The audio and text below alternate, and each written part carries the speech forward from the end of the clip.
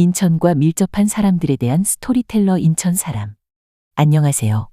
인천 사람입니다. 오늘은 제8대 인천광역시 시장인 유정복 시장에 대해서 소개하도록 하겠습니다. 그럼 지금부터 인천 사람 시작합니다. 유정복 시장은 1957년 6월 16일 현재의 인천광역시 동구 송림동에서 사남 3녀 중 6째로 태어났다. 인천 송림국민학교, 선인중학교, 재물포고등학교를 졸업했다. 고등학교 동기동창 중에 같은 당 김동완, 이원복 의원이 있다. 1976년 연세대학교 정치외교학과에 입학해 1980년에 졸업했다. 원래는 외교관이 될 생각이 있었으나 한국 외교 현실에 절망한 나머지 행정고시를 통해 행정관료의 길로 들어섰다고 한다.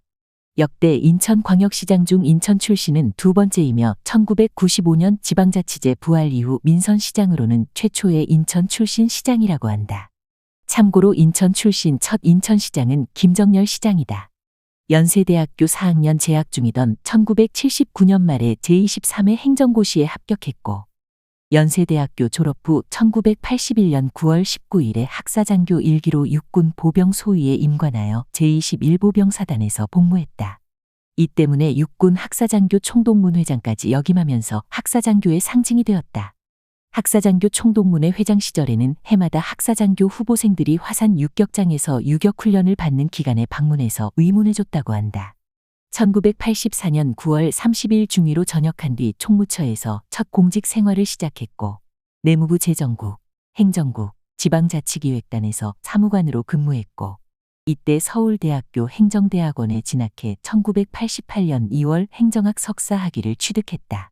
1992년 말 내무부의 핵심 보직인 총무과 인사계장을 맡다가 1993년 초 서기관으로 승진하고 경기도청으로 전출해 요직 중의 요직인 기획관리실 기획담당관을 맡았다.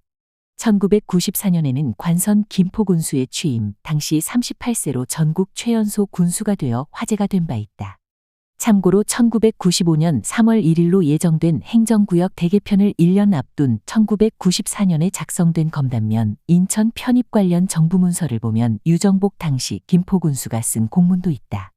지역의 이익을 대변하면서도 정부의 방침에 따라야 하는 관선 단체장의 입장이 잘 드러난다. 이후 1995년에는 잠시 관선 인천광역시 서구청장을 역임하다가 퇴직했다. 본래 민주자유당 당적으로 김포군수 선거에 나가려고 했으나 당에서 반대에 무산되었고 아예 인천으로 좌천까지 당했다고 한다. 1995년 6월 제1회 전국동시지방선거에서 무소속으로 김포군수에 당선되는 저력을 발휘했다. 당선 후 잠시 민주자유당에 입당했다가 다시 탈당해 차기 선거를 앞두고는 새정치국민회의에 입당한다. 그해 초선 임기 막판이던 1998년 4월 김포군이 김포시로 승격하고 1998년 제2회 전국동시지방선거에서 새정치국민회의 소속으로 김포시장 선거에 출마해 재선에 성공하며 2002년 6월까지 김포시장으로 재직하였다. 2002년 제3회 전국동시지방선거에서 새천연민주당 후보로 시장 3선을 노렸으나 한나라당 김동식 후보에게 패배하며 낙선했다. 낙선 후에는 잠시 정계와 거리를 두고 대학 교수로 잠시 활동하다가 그해 대선 직전인 11월 한나라당에 입당했다. 한나라당 입당 후인 2004년 탄핵 정국에도 불구하고 제17대 국회의원 선거에서 김포시 지역구의 한나라당 후보로 출마해 당선되면서 국회에 입성, 화려하게 재기한다. 이후 김포시 지역구에서 제18대 국회의원 선거로 재선했고 김포도시철도 지하화를 위한 예산 확보와 김포한강로 조기개통을 업적으로 김포도시철도의 조기개통을 공약하여 제19대 국회의원 선거에서 내리 3선에 성공했다. 대표적인 친박 인사였으나 친이계와도 스스럼없이 지냈는지 이명박 정부에서 농림수산식품부 장관을 하기도 했다. 이후 박근혜 정권에 들어서자 안전행정부 장관에 취임했다. 장관과 국회의원직을 사퇴하며 제6회 전국동시지방선거의 출신지였던 인천광역시장으로 출마할 것을 선언했다. 경쟁 상대인 송영길 전 시장이 측근 비리로 인해 당시 유정복 후보는 반등의 기회를 얻게 되었고 강한 여당 시장, 인천발 KTX를 강하게 밀고 나갈 것을 공약으로 내걸어 약 1%의 근소한 득표차로 당선에 성공한다. 원 지역구인 김포시 지역구는 측근이었던 홍철호 크레치코 대표에게 넘어갔다. 시장에 재임하고 첫 관문이었던 인천 아시안게임 행사를 지휘했으나 사실상 실패작으로 끝나며 주민들의 평판이 떨어지기 시작했다. 2015년에는 중화권 여행객들 유치를 위해 대만에 방문. 주리룬 중국 국민당 주석, 커원저 타이베이 시장, 마잉주 총통과 회담을 갖기도 했다. 메르스가 전국을 덮칠 당시 다른 지자체장과의 협연으로 성공적으로 방역을 마쳤고 전국 지자체 중에서 낮은 발병률을 기록하기도 했다. 2016년 10월 19일 재임 기간 중 인천광역시 인구가 300만을 돌파했다. 2016년 10월 광역자치단체장 직무수행 지지율 35.5%로 전국 꼴찌를 기록했다. 2017년 3월에도 17명 중 15위를 기록했다. 하지만 인천광역시 재정을 성공적으로 관리해 인천시 부채 3조 7천억 원을 탕감했다는 점에서 여론이 점점 좋아졌다. 그러나 인천광역시 부채 감축에 대해 더불어민주당 박남춘 전 의원의 주장에 의하면 감축된 3조 7천억 중 7천억은 재난구호기금으로 시에서 매년 의무적으로 편성해야 할 예산인데 편성되지 못해 줄어든 것이고 3조 원 중 2조 원은 인천시가 아니라 공기업에서 감축한 것으로 실질적인 감축 예산은 1조 원이라는 것이다. 또한 채무 비율의 경우 1조 원 감축과 더불어 3조 원의 예산을 늘렸기 때문에 비율이 상대적으로 줄어든 것일 뿐이라고 주장했다. 이 점을 자신의 재선 도전의 가장 큰 경쟁자인 더불어민주당의 박남춘 전 의원에게 국정감사에서 공개적으로 지적받기도 하였다. 하지만 당초 송영길 전 시장이 선거 당시 민주당에서 과거 인천시 부채를 계산할 때 공기업 부채를 시 본청 부채에 합쳐 계산했고 유정복 시장 재임 시기 정부로부터의 거액의 보통 교부금 지원 증가는 고려하지 않았다는 것을 고려할 필요가 있다. 그리고 시 공기업인 인천도시공사의 부채는 천문학적이었고 도시공사가 부채를 상환하지 못하면 결국 시에서 도시공사의 부채를 책임져야 한다. 이는 진보 계열 시민단체에서도 강조하던 것이다. 토지 매각으로 부채 감축을 했다는 것도 박 의원의 소속 정당이 인천시정을 이끌었을 때 역시 천문학적인 액수의 터미널 부지를 매각하고도 재정이 지속적으로 악화되었다고 역으로 자유한국당으로부터 지적받기도 했다. 그 3조의 예산 증가도 결국 세입이 그만큼 늘었다는 의미이기 때문에 판단은 각자의 몫이라고 할 수 있다. 2018년 4월 홍준표 전 자유한국당 대표가 2018 제1차 남북정상회담에 대해 위장평화쇼라는 발언을 하자되려 국민의 기대와 염원에 찬물을 끼얹었다며 홍준표를 공개 비판했다. 사실 인천이 남북관계가 개선되면 수혜를 입을 수 있는 지역 중 하나이기 때문이다. 소속 정당인 자유한국당의 낮은 지지율, 박근혜 전 대통령과 가까웠던 이유로 여론조사에 의하면 6.13 지방선거에서의 지지율은 경쟁자인 박남춘 후보에 비해 많이 낮게 나오나 시정평가에서 긍정 여론이 48.5%, 부정 여론이 37.4%로 긍정 여론이 10% 이상 높은 것이 주목된다.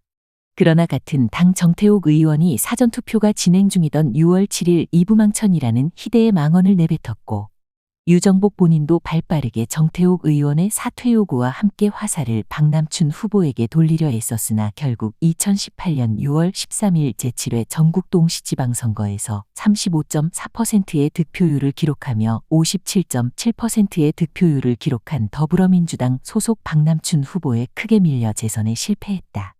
이후에도 자신의 원래 정치 거점이었던 김포로 돌아가지 않고 인천에 남을 것을 밝혔는데 2020년 총선에서 남동구 갑선거구와 중구 동구 강화군 옹진군 선거구 중 한 곳을 선택해 출마할 것이라는 설이 전개에 나돌았다. 만약 같은 당의 홍일표 의원이 최종적으로 당선 무효형을 받게 된다면 수도권 지역구를 지키기 위해 중량급 인사를 내보낼 가능성이 높아 재보궐 출마 가능성도 열려 있었으나 의원 임기가 끝나고 형이 선고되어 불발되었다. 인천시장 낙선 이후 해외 유학을 떠났다가 2019년 6월경에 다시 입국하여 정치활동을 재개할 준비를 하였다. 당과 지역민들의 여론을 수렴해서 총선 출마지를 결정한다고 한다. 그리고 2020년 1월에 인천 미추홀갑에 출마 선언을 하였다. 현역인 홍일표 의원의 불출마가 유력한 상황인데다 시장 시절부터 추진하던 원도심 재생 정책을 이어가기 위한 결정이라고 한다. 출마 선언 이후 당 안팎으로 비판 여론이 거센데 같은 당 예비후보인 신보라 의원은 험지에 나가서 최전선에서 싸워야 될 분이 편하게 후방에만 있으려 하며 다른 예비후보들의 밥그릇만 빼앗으려 한다며 비판했고 더불어민주당은 원도심 파탄에 책임이 있는 사람이 뻔뻔스럽게 얼굴을 들이밀었다며 비판했다. 자유한국당 공관위도 인천시장을 지낸 분인 만큼 최전선에서 싸워주길 바란다며 재고를 요청했다. 결국 공관위와의 합의 끝에 출마 지역을 인천 남동갑으로 변경했다. 남동갑 지역구가 인천시청이 위치해 인천의 종로로 불리는 지역이기도 하고 무엇보다 박남춘 현 인천시장의 국회의원 시절 지역구이기 때문에 인천시정에 대한 평가가 최악을 달리는 현 시점에서 문재인 정권과 박남춘 시정에 대한 심판 여론에 불을 지피기 위한 선택으로 보인다. 더불어 같은 당 출신 전직 인천시장인 안상수 의원과 함께 인천 지역 선거를 진두지휘할 것으로 보인다. 총선 당일 출구조사 결과 맹성규 49.9%, 유정복 49.0%로 나왔으나 막상 개표 때는 이보다 더 벌어진 54.4%, 44.4%로 10%포인트 차로 패배에 낙선하였다. 2018년 지방선거에 인천시장 재선에 실패한 후 이번에도 2연속으로 패배했다. 낙선 이후 한동안 소식이 없다가 2020년 8월 15일 열린 2020년 8.15 광복절 문재인 정부 규탄 집회에 참석해 모습을 드러냈다. 2020년 8월 집회 참석 이후로는 몸이 안 좋아서 한동안 정치 행보를 중단하고 본인의 몸 관리를 했다고 한다. 2021년 5월 들어서부터는 다음해 지방선거를 앞두고 인천시장 선거 재도전을 위해 관련 정치인들을 만나고 인천시 현안을 돌아보는 등 물밑에서 정치 행보를 재개하였다. 2021년 6월 경인방송에서 실시한 여론조사에서 현직 박남춘 전 시장을 상대로 오차범위 박우세를 보이며 인천광역시장 재도전에 청신호가 켜졌다. 2021년 7월 국민의힘 인천시당 위원장직에 출마하였다. 지역 언론에서는 차기 인천광역시장 출마를 위한 포석으로 보고 있다. 그리고 차기 지방선거에 인천시장 출마가 예상되고 전직 시당위원장이었던 이학재 전 의원의 지원을 받는 배준영 의원과 시당위원장직을 놓고 경쟁하고 있다. 그러나 시당위원장 경선에서 패배하며 체면을 구기게 되었다. 6월 여론조사를 실시한 경인방송의 7월 인천광역시장 적합도 여론조사에서는 현직 박남춘 전 시장을 상대로 유정복 전 시장이 오차범위 내에서 열세를 보이고 8월부터는 오차범위 내에서 계속 승리하면서 박남춘 전 시장과 경합을 보였다. 2021년 10월 24일 심재철 전 국회부의장, 김태호 의원, 박진 의원과 함께 윤석열 대선 캠프 공동선대위원장으로 합류하였다. 2022년 3월 9일 윤석열 후보가 대통령에 당선된 이후 인천시장에 재도전할 것이 전망되었고 3월 15일에는 인천광역시장 예비후보로 등록하면서 이를 공식화했다. 컷오프된 심재돈 예비후보가 유정복 후보를 지원하고 안상수 이학재 간단일화가 무산되면서 국민의힘 인천시장 후보로 선출될 가능성이 한층 높아졌다. 2022년 4월 22일 나온 경선 결과 50.32%를 득표해 안상수 전 시장과 이학재 전 의원을 누르고 인천시장 재도전의 기회를 얻게 됐다. 여론조사상 박남춘 전 인천시장의 대항의 지지율에서 우위를 보이고 있어 4년 만에 시장직 귀환이 가시화됐다. 이후 2022년 6월 보궐선거에서 계양구 의뢰 이재명 더불어민주당 상임고문이 출마해 박남춘 전 인천시장의 유세를 돕기 시작했고 이것이 유정복에게 악재라는 주장이 제기되었다. 이 고문이 계양 출마의 변을 밝히며 인천의 유모 시장 때문에 살 수가 없다더라 라며 유정복을 대놓고 언급하는 등 인천 선거에 영향력을 행사했다. 이에 질세라 유 시장도 대장동에서 소고기나 사드시라 며 강하게 맞불을 놓고 있어서 인천 지역 선거가 점차 이재명과 유정복 간의 대리전 양상으로 흘러갔었다. 개표 결과 7.21%포인트 차이로 더불어민주당 박남춘 후보를 누르면서 2018년 인천시장 낙선, 2020년 국회의원 낙선의 2연패를 극복하고 4년 만에 인천광역시청 복귀에 성공했다. 7월 1일 공식 임기를 시작했으며 임기에 앞서 전임인 박남춘 전 시장이 인천이음 캐시백을 현상 유지하는 것으로 결정하여 이를 비판하였는데 이로 인해 박남춘 시정에서 벌인 여러 가지 사업들을 전면 재검토할 것이 예상된다는 의견이 있다. 8월 31일 인천광역시의 대대적인 행정구역 개편 추진안을 발표하였다. 9월 15일 안영규 행정부시장이 국민의힘 수석전문위원으로 이동하면서 공석이 된 행정부시장의 충남부여 출신의 박덕수 행정안전부 국장을 승진 임명하였다.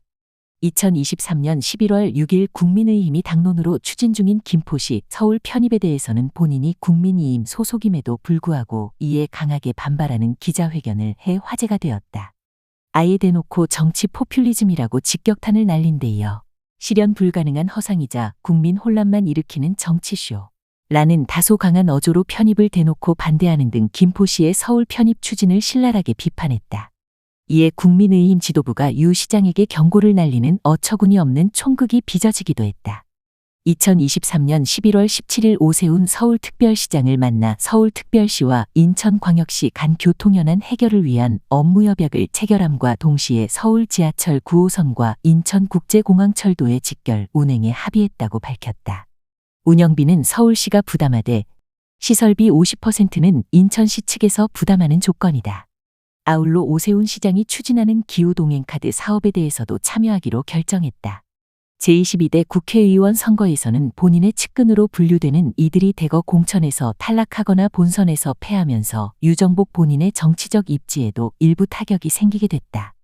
2022년 민선 8기 당선 이후 시청 내 정무라인에 임명됐던 인물 중 남동구 을에 출마하려던 고주룡 전 대변인, 부평구 갑에 출마하려던 조용균 전 정무수석은 나란히 경선에서 패했다.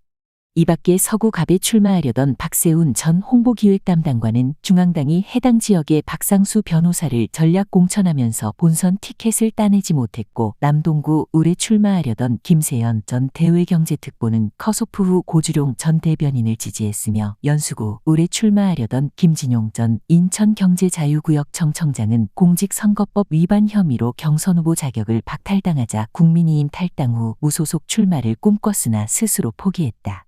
그나마 이행숙 전 정무부 시장과 손범규 전 홍보특별보좌관이 각각 서구 병과 남동구 갑 지역의 공천을 받아 본선에 나섰으나 두 후보 모두 더불어민주당 후보인 모경종, 맹성규 후보에 밀려 낙선하면서 국회 진출을 노렸던 본인의 측근 인사들이 미끄러지는 모습을 지켜봐야 했다. 측근 인사들이 고배를 마신 것과 달리 유정복 본인은 총선 이후 이름값이 높아지는 모양새다. 22대 총선 패배에 따른 전국 수습 차원에서 한덕수 국무총리가 사의를 표명하자 후임 국무총리 하마평에도 올랐다.